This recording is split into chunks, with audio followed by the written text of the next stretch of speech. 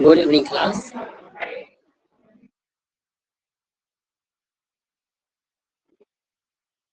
एक से 2 मिनट में क्लास को स्टार्ट करते हैं।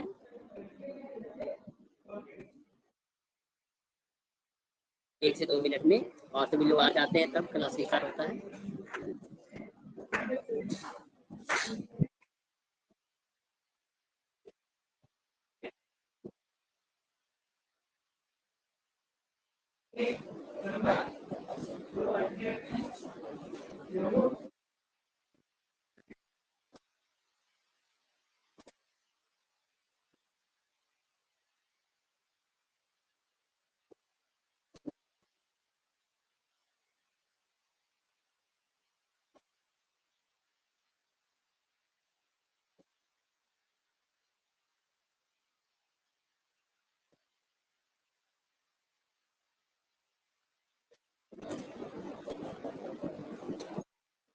गुड इवनिंग सभी को। Good evening.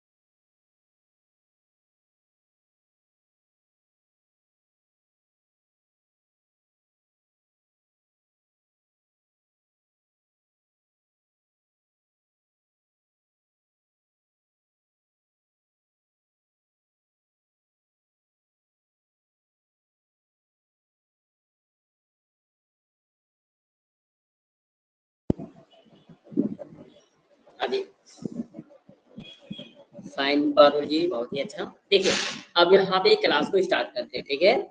कल की क्लास में कौन सा टॉपिक को देख रहे थे? झीलों के प्रकार को देख रहे थे ना। कल की क्लास में क्या देख रहे थे पारुल जी, क्या बता पाएंगे?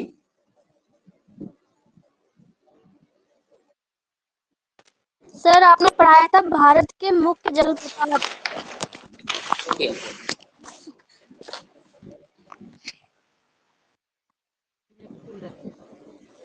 भारत के मुख्य जलप्रपात कहाँ तक हो चुका था कल इस टॉपिक में? सर ये कंप्लीट हो चुका था, एमसीआई करवाना। अच्छा, इसका जी कंप्लीट सर, हो चुका है लास्ट ना। रीडिंग से दूध सागर गो। अच्छा हाँ, इसका कंप्लीट हो चुका है। अच्छा, इसका एमसीक्यू हम लोग लास्ट में कर लेंगे, ठीक है। आज का हम लोग का देखिए, जैसे ज्योग्राफी का इस मंथ हम लोग का लास्ट क्लास। गुड इवनिंग सभी को। सभी को good evening. Good evening Anil ji, Manisha ji, सभी को गुड इवनिंग। देखो तो आज हम लोग यहाँ पे देखते हैं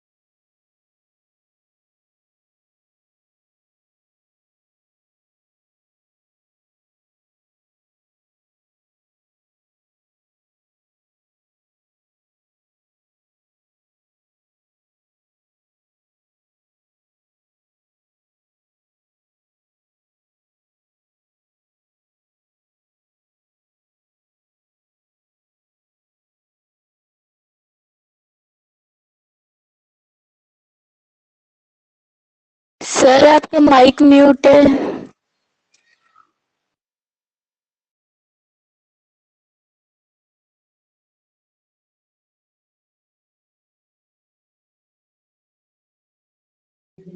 ये क्लास अभी मैंने किया था। देखिए यहाँ पर जो हम लोग झील की आकृति देखते हैं, वह झील की आकृति इस प्रकार की होती है। इसलिए यहाँ पे देखेंगे क्या कि यहाँ पर जितने भी जो नदी ये सभी होते हैं, वो झील को भी धीरे धीरे समाप्त कर देते हैं। जितने भी नदी होते हैं वो झील को क्या करते हैं, समाप्त करते हैं। यहाँ पे सभी लोग जैसे झील की आकृति ये होती है, झील की आकृति। झील का उत्पन्न कैसे होता है? झील का उत्पन्न होता है जैसे पृथ्वी के भूपटल में दरार या भ्रंश होते हैं, उस कारण से झील की उत्पत्ति होती है। यहाँ पे सबसे पहले लिखेंगे, यहाँ पे हेडिंग में झीलों के प्रकार। झीलों के प्रकार इसमें लिखेंगे जल से भरे हुए, जल से भरे हुए एक प्राकृतिक गर्त को, झील से भरे हुए एक प्राकृतिक गर्त को झील करते हैं। पीडीएफ नहीं दिख रहा है क्या क्लास? पीडीएफ नहीं दिख रहे हैं सर? दिख रहा है सर। ओके ओके, दिख रहा है।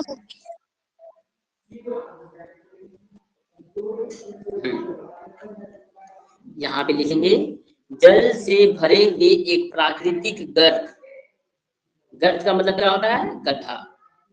प्राकृतिक गर्त को झील कहते हैं, को झील कहते हैं। बढ़ती आबादी, बढ़ती आबादी तथा जल के अभाव में, तथा जल के अभाव में, तथा जल के अभाव में झील लोगों के लिए, झील लोगों के लिए,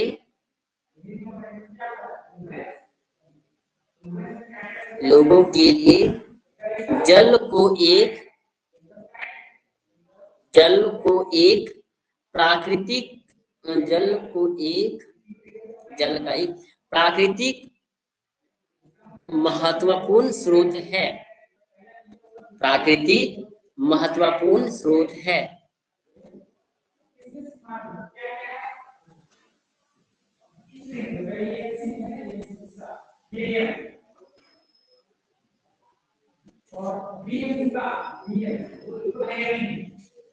वे अचानक आई बाढ़,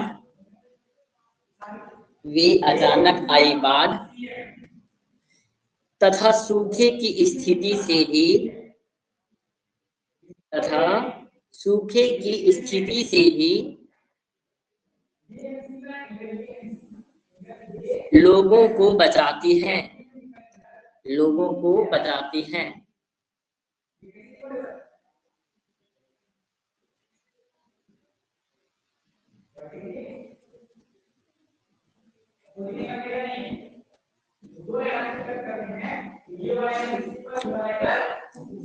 लोगों को बचाती है।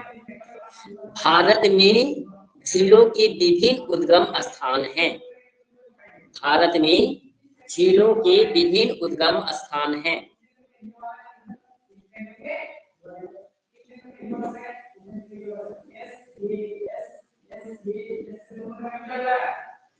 देखिए सबसे पहले यहाँ पे लिखेंगे विवर्तनिक झीलें। यहाँ पे लिखेंगे विवर्तनिक झीलें।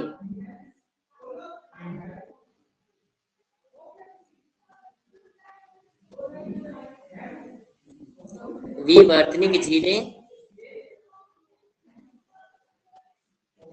अच्छा ये बोल रहे हैं कि बाढ़ से कैसे बचाते हैं? देखिए ये जो बाढ़ आते हैं तो क्या देखेंगे कि यहाँ पे जो ये गर्त होते, गड्ढे होते हैं, इसमें बहुत, ये छोटे आकार की नहीं होती, ये काफी बड़े आकार की होती है, जिससे हम लोग देखेंगे यहाँ पर काफी ज्यादा पानी यहाँ पर जमे हो जाते हैं। ये काफी बड़ी आकार की होती है। जो आप लोग जितनी भी झील ये सभी देखे होंगे वो काफी बड़ी आकार की होती है।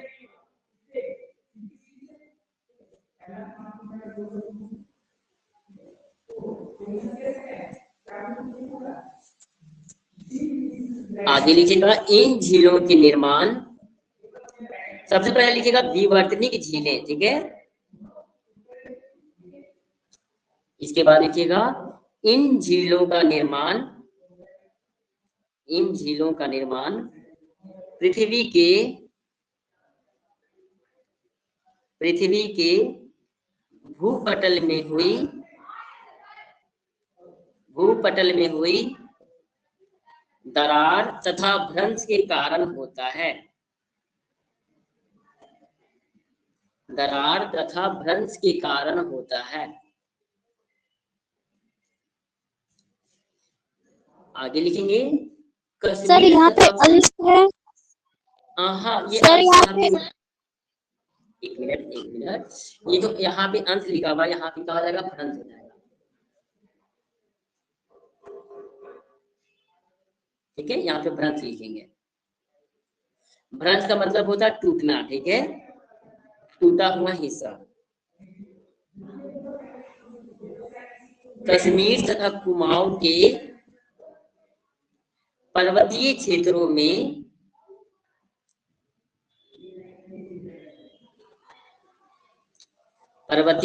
में पाई जाने वाली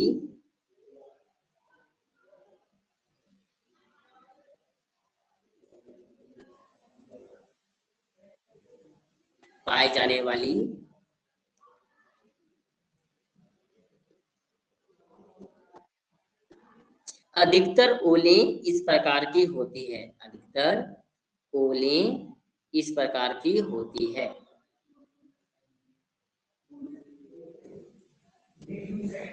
यहाँ पे विवर्तनिक झील का एग्जाम्पल लिखेंगे,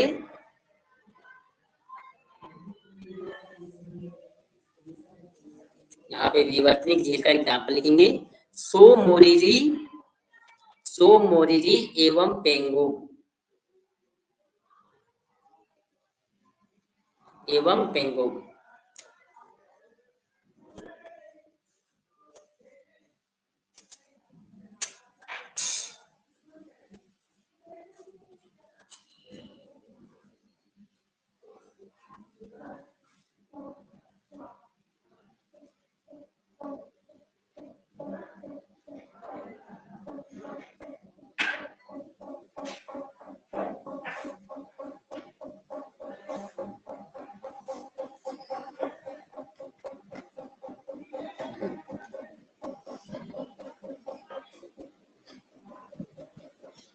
देखिए विवर्तनिक झील किस प्रकार की झील होती है, जब हम लोग देखेंगे पृथ्वी के भूपटल, पृथ्वी की जो जमीन से जब दरार या भ्रंश होता है, उस कारण से ये झील उत्पन्न होते हैं। उसके बाद सेकेंड नंबर में लिखेंगे क्रेटर झील, क्रेटर सलिश देखिए ज्वालामुखी भी लिखेंगे, सलिश देखिए ज्वालामुखी।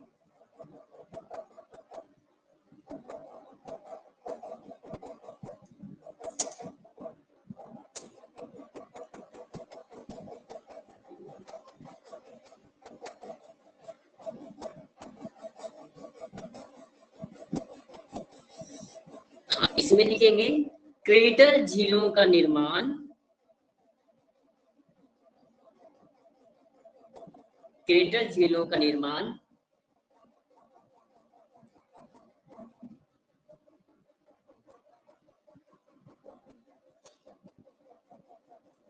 हाँ बिल्कुल संदीप जी, जैसे यूके में नैनीताल झील है, जैसे वुलर झील है, कहाँ कश्मीर में है। क्रेटर झीलों का निर्माण तब होता है जब ज्वालामुखी वीवर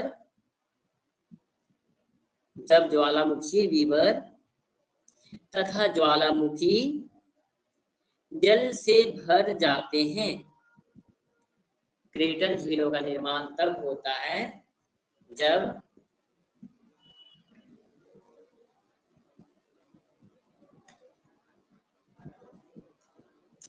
ज्वालामुखी वीवर तथा ज्वालामुखी क्रेटर जल से भर जाते हैं।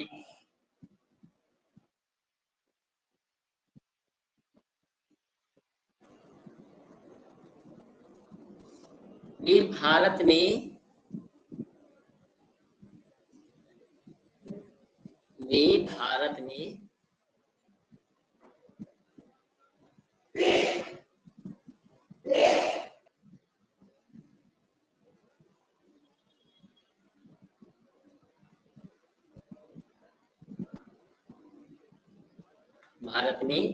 अल्प संख्या में पाए जाते हैं। देखिए भारत में जो ज्वालामुखी देखेंगे ना बहुत कम मात्रा में है, बहुत कम मात्रा में है यहाँ पे भारत में। ये सभी जैसे यहाँ पर देखेंगे कि जो भारत में एक मेरे ख्याल से यहाँ पे ध्यान में आ रहा है कि एक बैरन द्वीप ज्वालामुखी है। ये कहाँ पर है? ये है अंडमान एवं निकोबार द्वीप समूह में। अंडमान एवं निकोबार में बैरन द्वीप है ज्वालामुखी। भारत में बहुत ही कम मात्रा में ज्वालामुखी है। तो यहाँ पे जिसको सक्रिय ज्वालामुखी भी कहा जाता है, जो एकमात्र भारत का यही है जो सक्रिय ज्वालामुखी है। अब यहाँ पे जिसे वर्ड आया है वीवर और क्रेडल, क्या पता है वीवर किसे बोलते हैं? क्या पता है वीवर किसे बोलते हैं क्लास?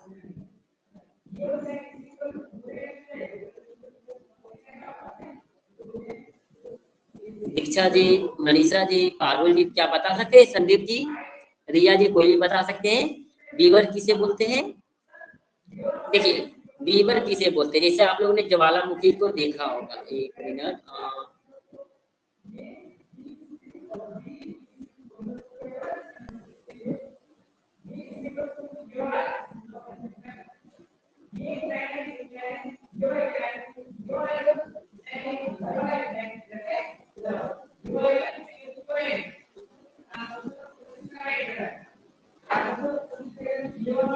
देखिए वीवर किसे कहा जाता है? जैसे हम लोग देखते हैं ये ज्वालामुखी हो गए, ठीक है, इस प्रकार के ज्वालामुखी होते हैं। तो यहाँ पे जो ऊपरी सतह में इस प्रकार के जो होते हैं एरिया, इसी को कहा जाता है क्या? वीवर। इसी को क्या कहते हैं? वीवर कहते हैं। देखिए ये इस एरिया में अगर जब हम पानी भर जाते हैं, इसी को क्या कहते हैं? वीवर। ठीक है क्लास। और ये भी एक झील का निर्माण ले लेता है। ये छोटी भले ही दिखाई देती है मगर इनकी भी आयतन काफी ज्यादा मात्रा में होती है।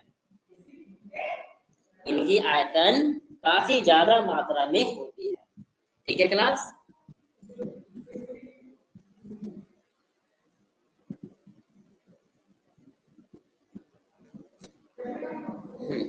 अब नेक्स्ट यहाँ पे लिखेंगे हिमानी झील। नेक्स्ट लिखेंगे हिमानी झील। यहाँ तक में किन्हीं को कुछ पूछना है क्या क्लास? यहाँ तक जितने भी आप लोग हैं क्लास में, आप लोगों को क्या किन्हीं को कुछ पूछना है? अनिल जी, दीक्षा जी, मनीषा जी, पारुल, अंकिता जी, सभी को किन्हीं को कुछ पूछना है? कुछ भी तो आप लोग पूछ सकते हैं।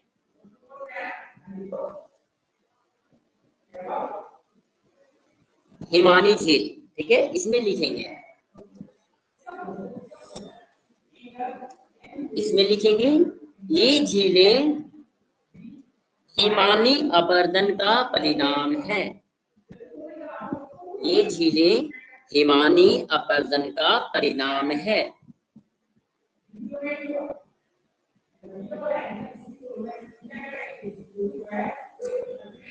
गिरिताल, गिरिताल एक लघु पर्वतीय झील है। गिरिताल एक लघु पर्वतीय झील है।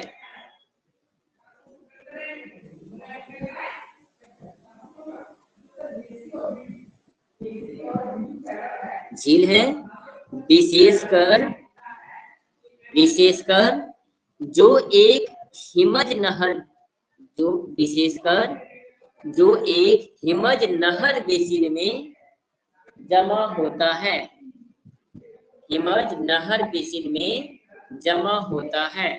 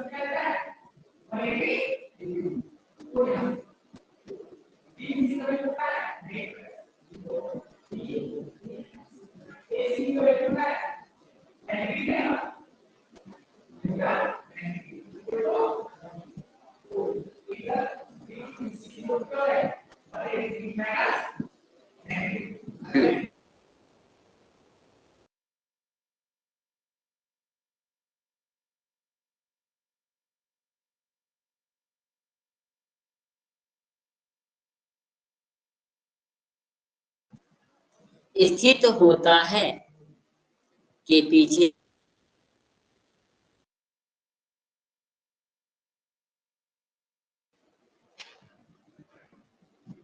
जो चट्टानों के पीछे स्थित होता है। सभी को पीडीएफ दिखाई दे रही है? No sir. एक मिनट पता नहीं नेटवर्क इशू के कारण मेरी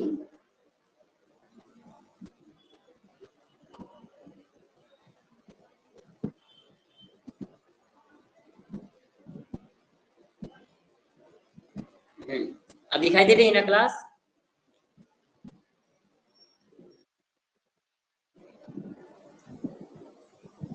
yes sir. Yes sir. Okay,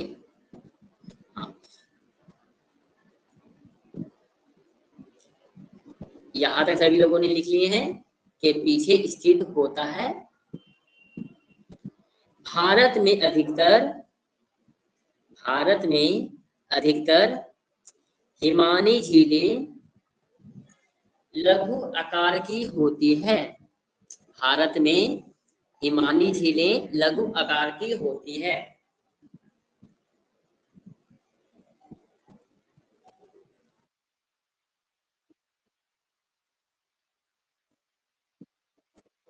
Ganga बल झील जो कश्मीर के दीर्घ हिमालय में स्थित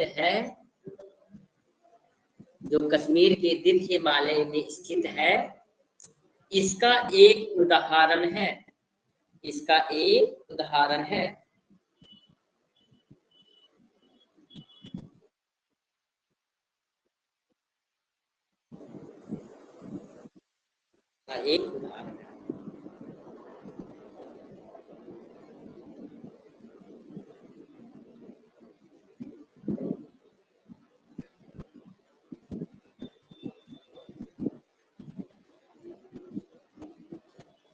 हिमानी झीलें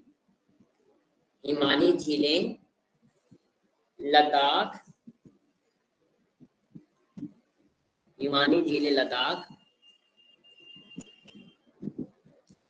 जम्मू कश्मीर,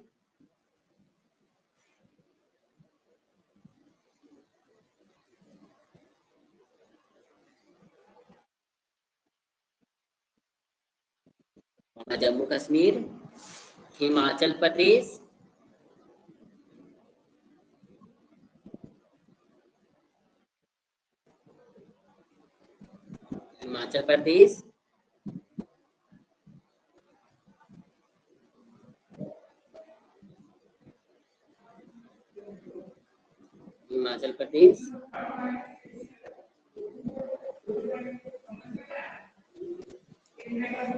तथा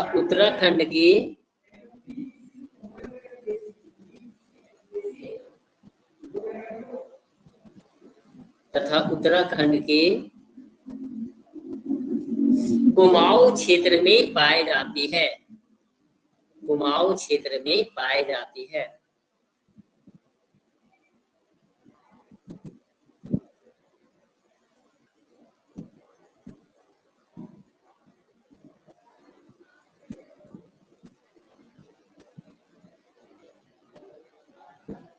देखिए हिमानी झील क्या होती है? हिमानी का मतलब क्या होता है? बर्फ होता है। तो जब बर्फ का अपरदन, जब बर्फ का खिसकाव होता है तब ये निकलती है, हिमानी झील बनती है। ठीक है, जो देखते हैं कि भारत देश में हमारे जो ऊपर की साइड जितने भी स्टेट ये सभी हैं, यहाँ पे बर्फ काफी ज्यादा मात्रा में होती है। जैसे जम्मू कश्मीर हो गए, उत्तराखंड हो गए, यूके हो गए, हिमाचल प्रदेश हो गए, ये सभी जगह पे काफी ज्यादा मात्रा में होती है। लद्दाख हो गए, ठीक है। तो यहाँ पे जितने भी जो बेसिन बनते हैं, बेसिन का अर्थ भी क्या होता है, सेम इसी प्रकार के जो पानी का जमाव करते हैं। ये जितने भी चट्टान ये सभी होते हैं ना, उनके पीछे में सभी पानी ये सभी एकत्रित हो जाते हैं। ठीक है क्लास? Yes sir. ओके, अब यहाँ पे देखेंगे नदी झीलें। पॉइंट नंबर 4, नदी झीलें।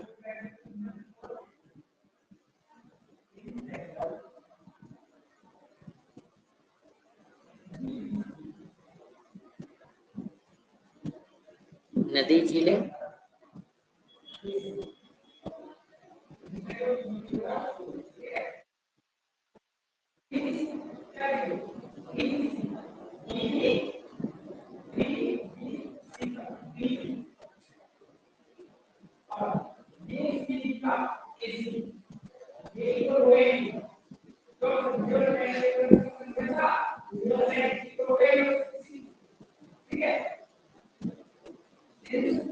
इसमें लिखेंगे, अच्छा झीलों की पिक। Okay, 1 minute.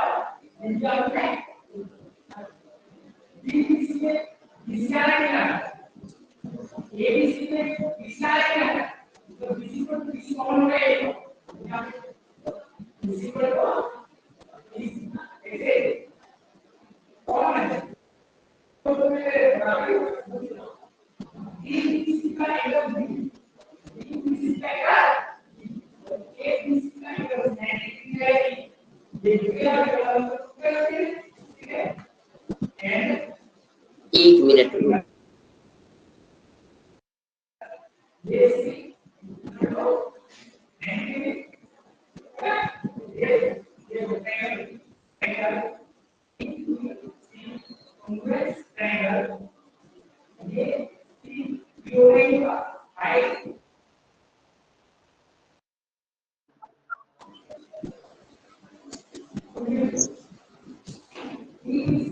राजकुमार भाई जा रही है क्या तुम्हारी बात?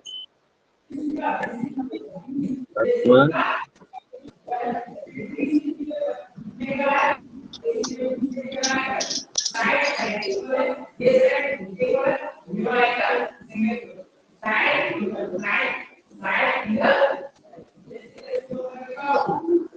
राजकुमार बोलो।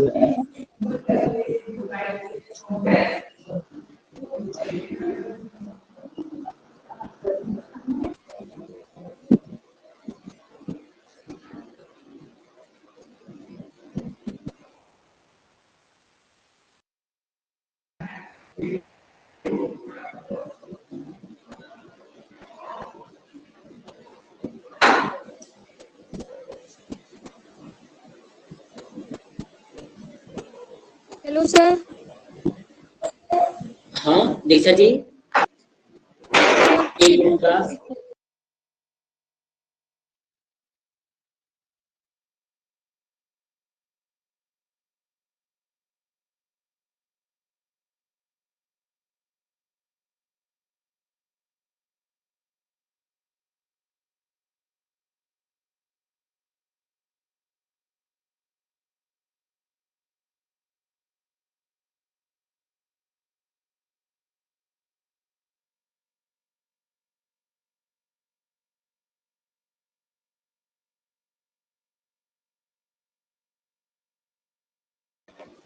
हाँ क्या बोल रहे थे? ये देखिए, ये पिक दिखाई दे रही है, थोड़ी सी ब्लर दिख रही होगी शायद। यहाँ पे देखिए, ये सभी क्या नहीं नहीं, यहाँ पे म्यूट किए थे अनिल जी, वॉइस प्रॉब्लम नहीं है, अभी म्यूट किया था मैंने। देखिए तो यहाँ पे जो दिखाई दे रही है, तो ये क्या है, एक झील है। जो ये आ करके जैसे ये जैसे ये देखिए इस साइड में क्या होते हैं, ये ब्लॉक हो जाते हैं, और ये आगे भी जा करके क्या हो जाती है, ब्लॉक हो जाती है। मतलब ये पूरा नदी की तरह नहीं होती है, ये क्या होती है, एक बंद सतह होती है, इसको कहा जाता है झील। ठीक है, और ये नदी, ये झील को समाप्त कौन करती है, नदी करती है। क्योंकि जैसे देखिए ये पिक्चर को हटा करके समझाते हैं कैसे नदी इनको समाप्त करती है।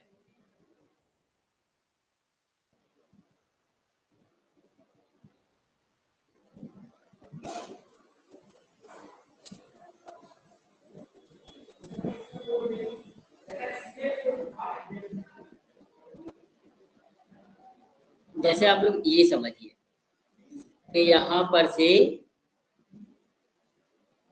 नदी ये सब बह रही है, ठीक है, अगर इस प्रकार से नदी ये सब आ रही है, तो इनके जितने भी जो ये सभी तो क्या हो जाते हैं, सहायक नदी हो जाती है।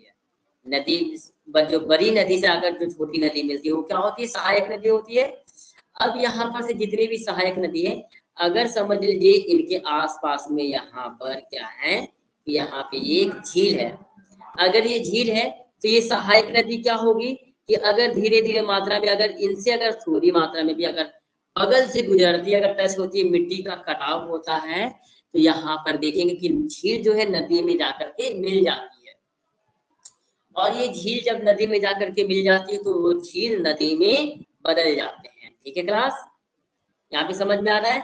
जैसे ये नदी का मिट्टी जब कटाव करेंगे, कटाव करते करते जब झील को ये नदी में मिला लेंगे, तो ये झील ये समाप्त होकर के एक नदी मात्र बन जाएगी।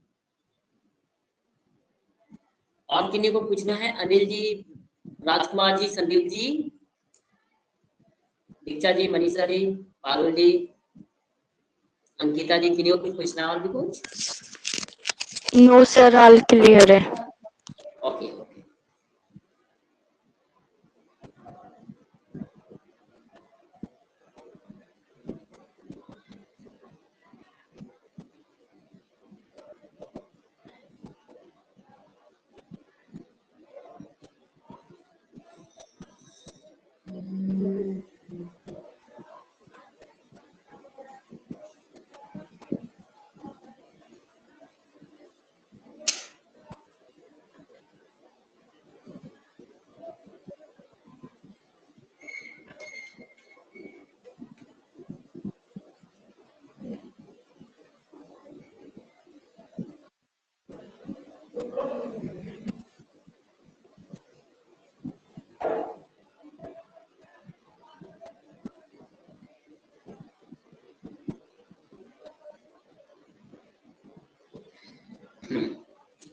यहाँ पीडीएफ नहीं आ रही, नेटवर्क इशू के कारण लगता है।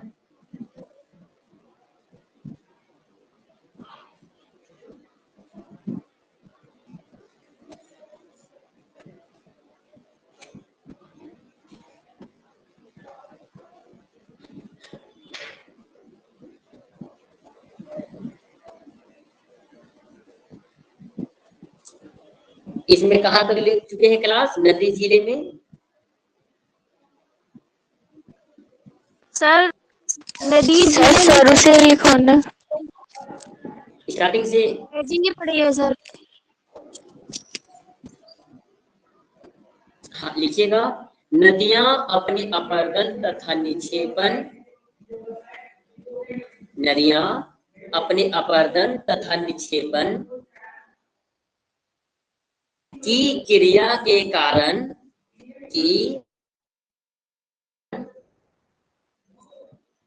विभिन्न प्रकार की झीलों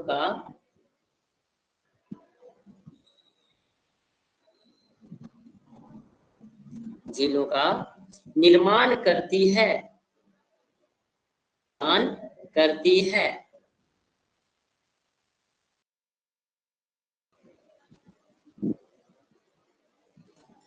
सामान्य रूप नदियां झीलों की विध्वंसक है। सामान्य रूप से नदियां झीलों की विध्वंसक हैं। सर ये विध्वंस क्या होता है? विध्वंस मतलब समाप्त करना, विध्वंसक समाप्त करना, मतलब नदी झील को समाप्त कर। वास्तव में झीलों का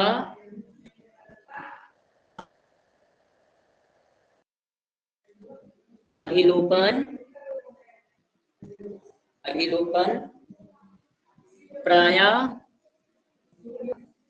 अवसादों के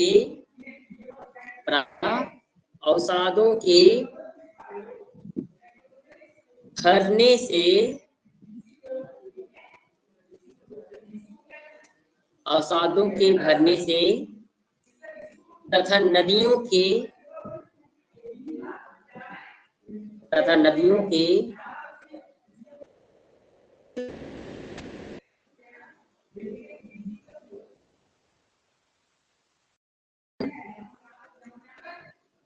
कारण होता है।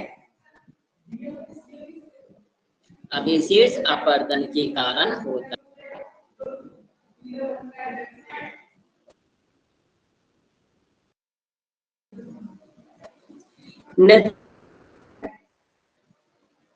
नदी झीलों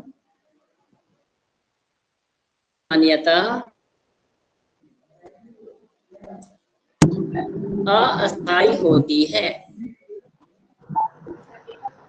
सामान्यतः आई होती है।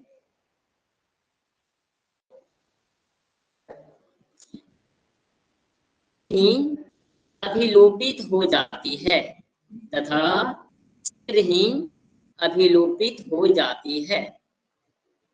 देखिए ये जितने भी अपरदन का मतलब तो आप लोग समझ रहे होंगे कि मिट्टी का खस, तो यहाँ पे जितनी भी होती है ना, ये सभी अस्थायी रूप से होती है, मतलब कम समय के लिए, और ये शीघ्र ही अभिलोपित मतलब ये गायब भी हो जाती है। नदी झीलों में जलप्रपात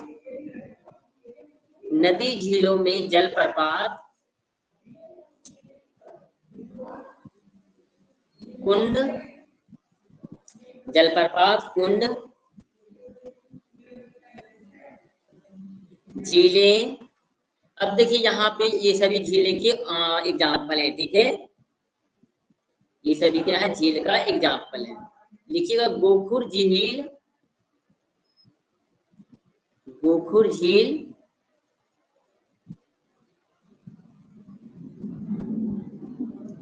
जलोरपंख झील,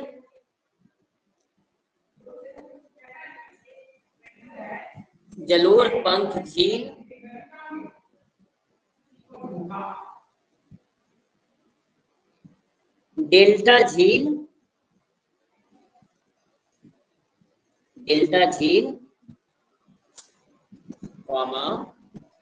बाढ़ मैदानी झील,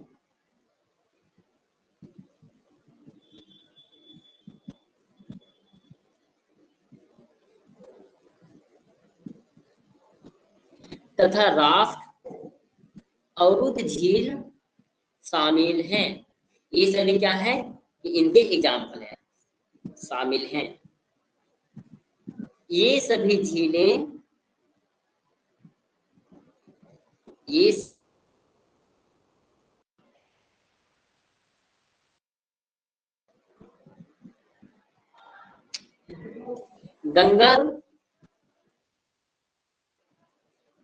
गंगा तथा ब्रह्मपुत्र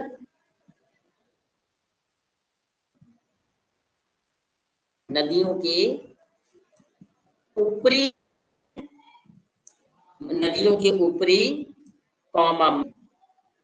तथा निचले मार्गों में देखी जाती है। ऊपरी मध्य तथा निचले मार्गों में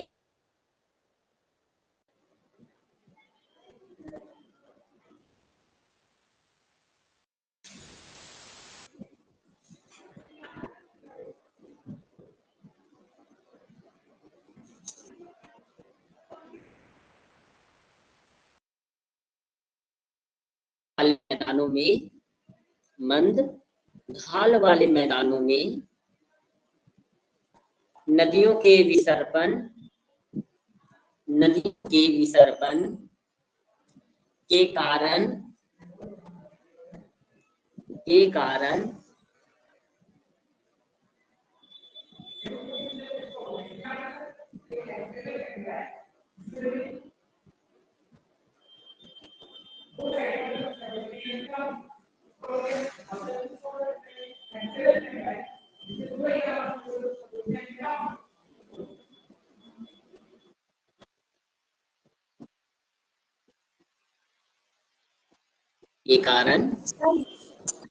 हाँ जी तो बोलिए। सर विसर्पण को थोड़ा क्लियर कर दीजिए। फिर से बोलिएगा, समझ में नहीं आया, फिर से बताइएगा। सर जो यहाँ पे आपने लिखा है विसर्पण को थोड़ा क्लियर कर दीजिए। अच्छा, विसर्पण, हाँ बता रहे हैं, वहां पर लिख लेते यहाँ तक, उसके बाद बता रहे हैं। विसर्पण के कारण बनी हुई झीलें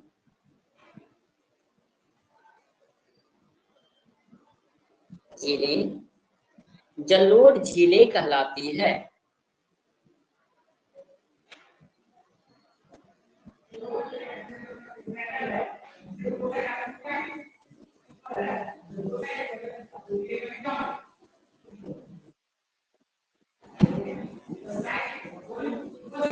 देखिए यहाँ ये समझ लीजिए पहले, जितने भी जो नदी झील ये सब ये क्या है, हम लोग गंगा नदी या ब्रह्मपुत्र नदी के आसपास में देख सकते हैं ये सभी नदी को, ठीक है क्लास। उसके बाद यहाँ पर है मंद ढालों वाले मैदानों में, मंद का मतलब होता है धीमा, कम ढाल वाले मैदानों में नदियों के विसर्पण का मतलब होता है फैलना। जैसे नदी जो फैली हुई होती है ना, तो हम लोग देखते हैं काफी मात्रा में इस प्रकार से फैली हुई होती है, उसको विसर्पण कहते हैं, ठीक है। विसर्पण के कारण बनी झीलें जलोढ़ झीलें कहलाती हैं। और इनका एग्जाम्पल कौन है, गोखुर झील, तो गोखुर झील है इनके एग्जाम्पल है।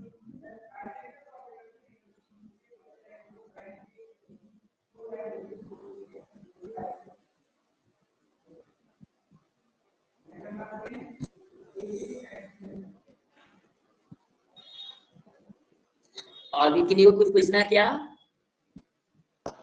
सर? हाँ जी बताइए। अवरुद्ध झीलें है ना सर?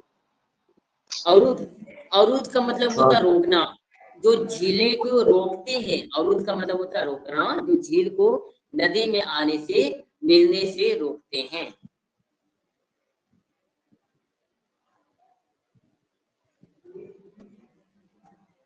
ठीक है क्लास। अब यहाँ पे लिखेंगे वायुड़ झील, अब यहाँ पे लिखेंगे वायुड़ झील।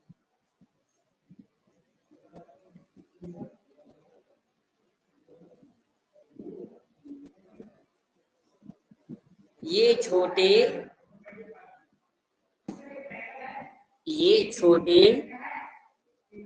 अस्थायी अवतल अथवा गर्त होते हैं। ये छोटे अस्थायी अवतल अथवा गर्त होते हैं, जो उस स्थान पर स्थित होते हैं, वे उस स्थान पर स्थित होते हैं जहां पवन रेतीली सतह पर बहती है, जहां पवन रेतीली सतह पर बहती है।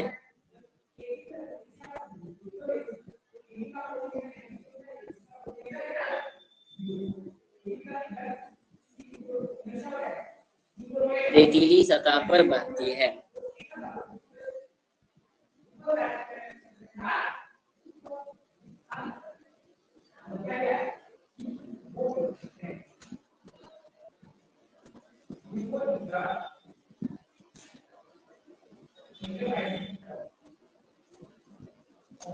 बहती है।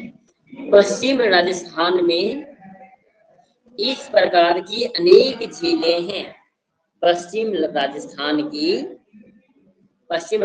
में इस प्रकार की अनेक झीलें हैं।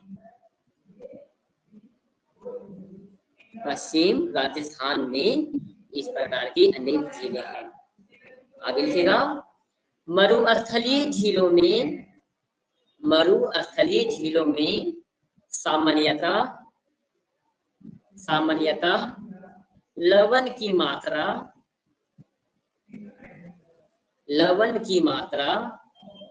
अधिक होती है। लवण की मात्रा अधिक होती है।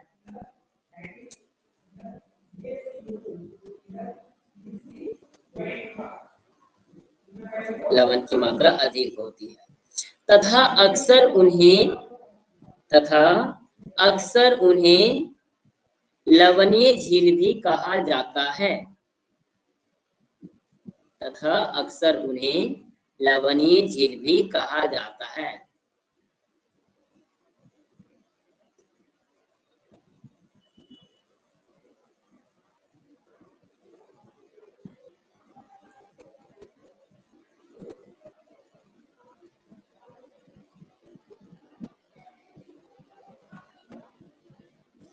पश्चिमी राजस्थान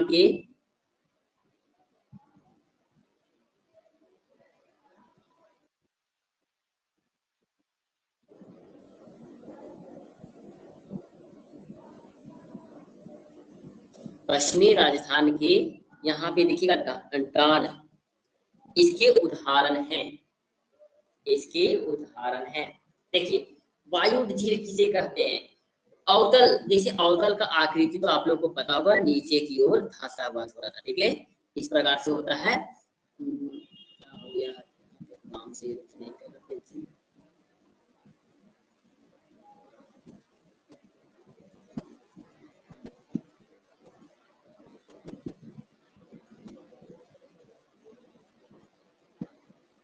यहाँ पे देखेंगे ये अवतल दर्पण किस प्रकार से होती है, इस प्रकार से होती है।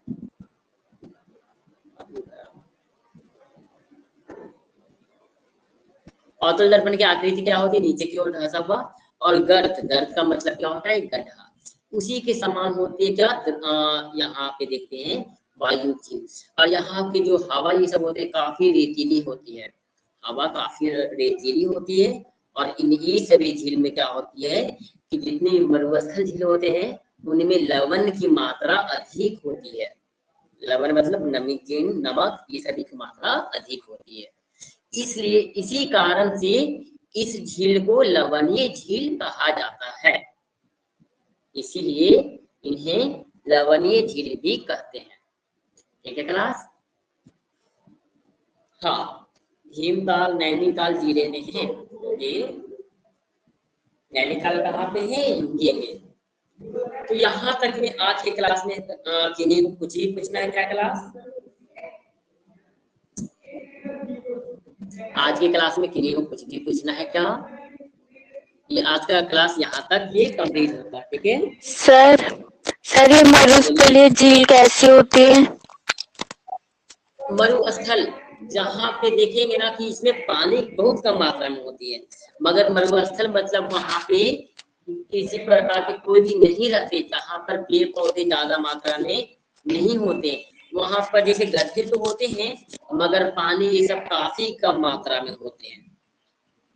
मरुस्थल मतलब जहाँ पे जैसे राजस्थान में आप रहते हैं ना, तो राजस्थान में आपने देखा भी होगा कि वहाँ पे मरुस्थल ये सब काफी ज्यादा जगह पे है। सर जैसे कि जैसलमेर, बाड़मेर, बीकानेर। हाँ, बीकानेर, जैसलमेर, ये सब तो आपने तो घुमा नहीं होगा। यस सर, घूमी हूँ। Okay sir. उसी को ही बोला जाता है। चलिए ठीक है क्लास, आज के लिए इतना ही। और किन्हीं को जानना है क्या?